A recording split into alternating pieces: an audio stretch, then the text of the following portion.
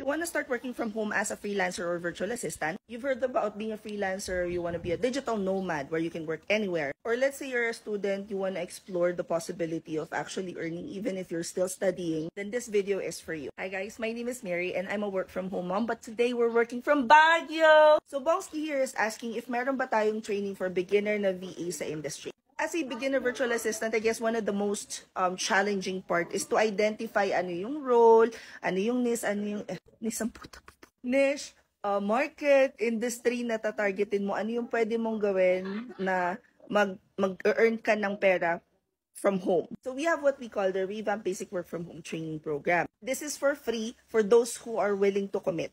Why? Kasi meron siyang refundable registration fee na 399 pesos and marirefund mo yon kapag nakumpleto mo yung attendance, hindi na late yung submission mo ng homework, pagkatapos nakatapos ka na ng final activity at mock interview with me. During the training, we'll tap into different roles, niche, paano nga ba magsimula, ano yung mga kailangang i-prepare, everything's in there including the roadmap on how to become a virtual assistant. January na yung open na class ha, so if you guys wanna enroll, click the link in my bio. Tapos click nyo yung Revamp Work From Home Training Program and dyan refundable registration fee of 399 pesos. Sa January, I think this will start second week. MWF lang yung class, 6 to 8 p.m. And then apart from that, magkakaroon ng siguro 3 sessions na weekend just because yung mga trainers natin are only available on weekends. My co-mentors will also meet you guys para naman i-share kung ano yung knowledge nila dun sa industry nila. And mind you, even if January pa yung class, mabilis maubos yung slots nitong class na to, so mag-enroll na kayo. Comment any questions you guys have about working from home. Follow for more work from home chismis. Bye!